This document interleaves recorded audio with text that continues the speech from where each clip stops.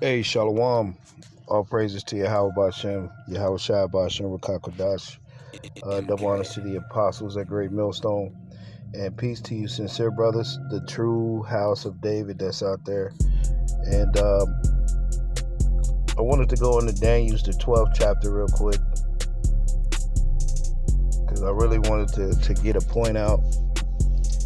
Because the time of Jacob's trouble is now. And it's been kind of the time of Jacob's trouble. It's just escalating more and more. So the Lord said that Michael will stand up, the great prince, in this time of trouble. And the scripture tell you in what's that, Proverbs?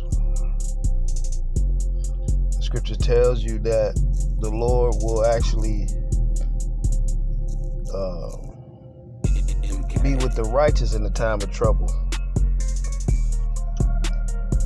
So the point being is that's who you have to lean to. You see, that's who you have to lead to, and how much you believe and how much faith that you have, that's how much you're going to push. So a person is only going to push the amount to where they're only going to do the work as how much they believe. So if they don't have that much work, then that means they don't have that much faith. But anyway, for the time of trouble, this is Psalms 46:1. For the Most High is our refuge and strength, and very pleasant help in trouble. You see, Psalms 41:1. Blessed is he that considereth the poor; the Lord will deliver him in time of trouble. And who are the poor? The Israelites. Mainly us brothers seeking this knowledge, because we're not rich in this world. You see?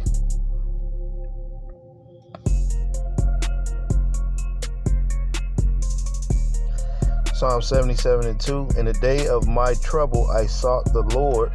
My soul reigned in the night and ceased not. My soul refused to be comforted. So in our trouble, we have to seek the Lord. Proverbs 11:8. The righteous is delivered out of trouble, and the wicked cometh in his stead. Right. So the righteous will be delivered out of that trouble, and what's going to happen? The wicked is going to come right up in that place. Proverbs 12:13. The wicked is snared by the transgression of his lips, but the just shall come out of trouble. You see? So when you go back to Daniel 12:1, Daniel chapter 12 verse 1, and at that time shall Michael stand up, the great prince was standing for the children of thy people, and there shall be a time of trouble, such as never was since there was a nation. And it says, even to that time, and at that time thy people shall be delivered, every one that shall be found written in the book. And the book is talking about the book of life. That's why the scriptures say, if you add unto this book, or if you take away, the Lord will take your ass out of the book of life. And you have to be careful with doing that, because we can have all these prophecies, we can know all this and we can know all that, but the Lord said don't take away from his book. So again, if you take Esau, or if you take the devil's name out of the scriptures, then you're taking away from the Lord's work.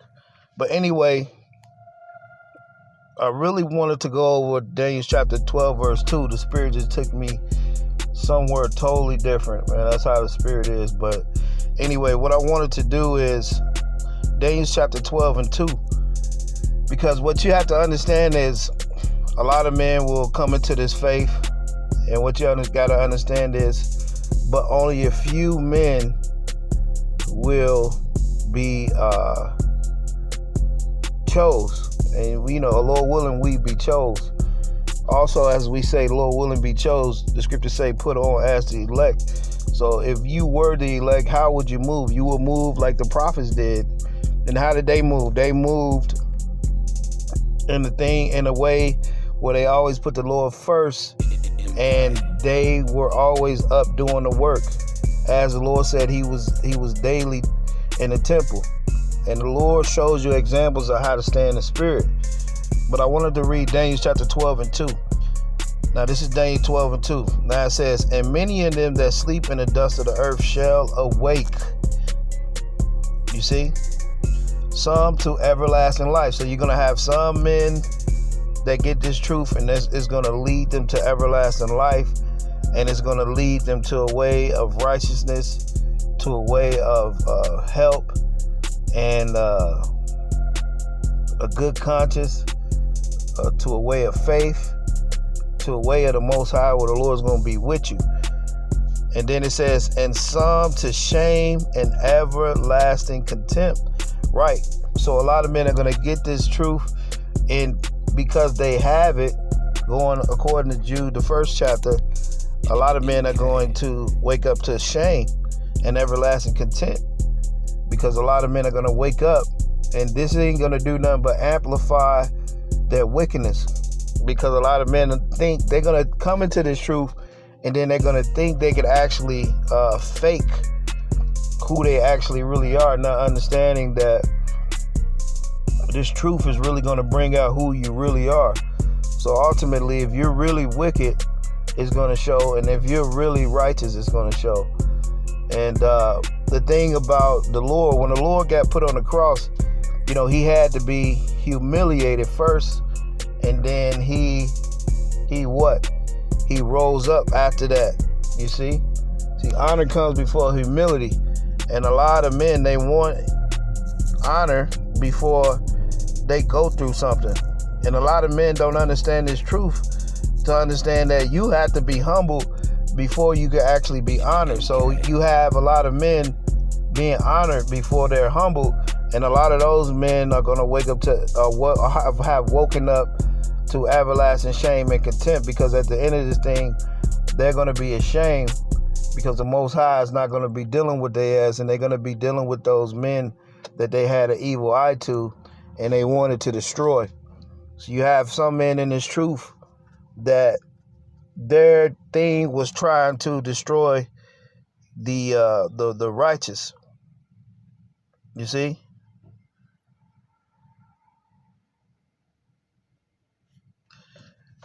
And that's the lot of the wicked. The wicked was put here to be an adversity, just like Satan, unto the righteous. And then the righteous will have to go through a humbling process where the Lord brought them low, and that was going to lead to everlasting life, being put down, so the Lord could actually raise you up. Psalm 69 and 32, the humble shall see this and be glad, and your heart shall live that seek good. That's right. Proverbs 29 and 23, a man's pride shall bring him low, but honor shall uphold the humble in spirit. So it's about taking the low. When you go to James, I think in James, it tells you shouldn't always desire the fucking low seat. I mean, the highest seat. Like the scribes and the Pharisees, they desire the highest seat.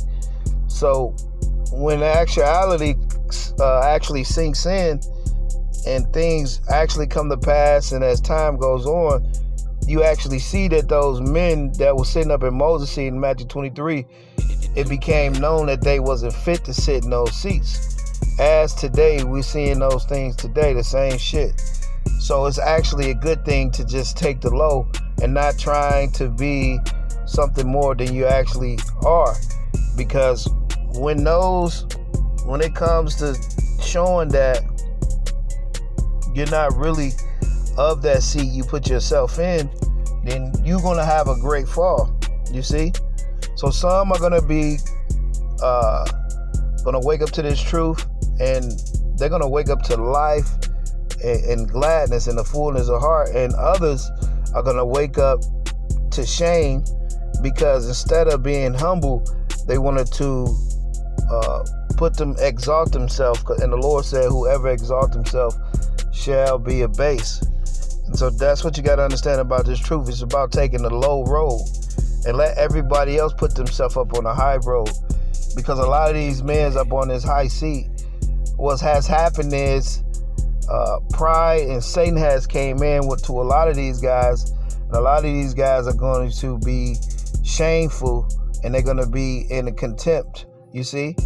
Because a lot of men have made wrong decisions. And the Lord forgives, but the scriptures say some are going to wake up to life and then some are going to wake up to shame. A lot of men are going to be shameful, you see? So that's why you have to take the humble route. Psalms 10 and 17, Lord has heard the desire of the humble.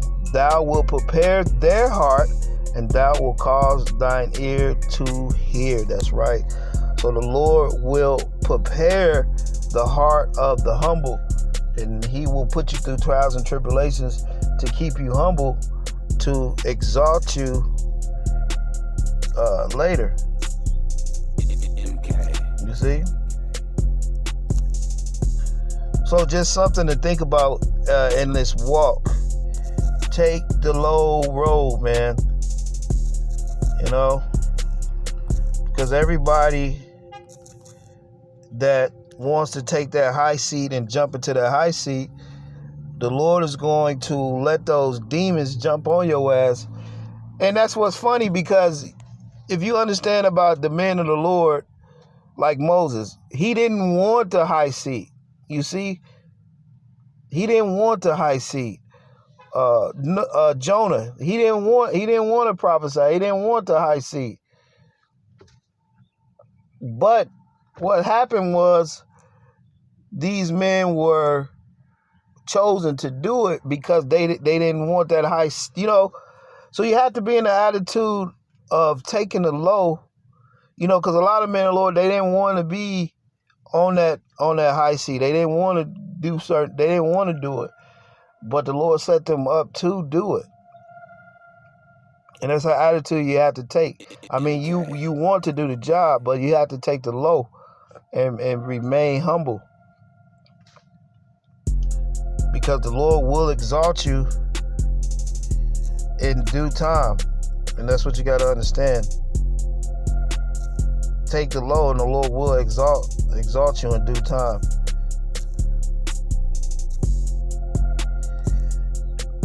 So that's why the scriptures say, he that humble himself, he that actually put himself up there shall be abased. And he that humble himself shall actually be exalted.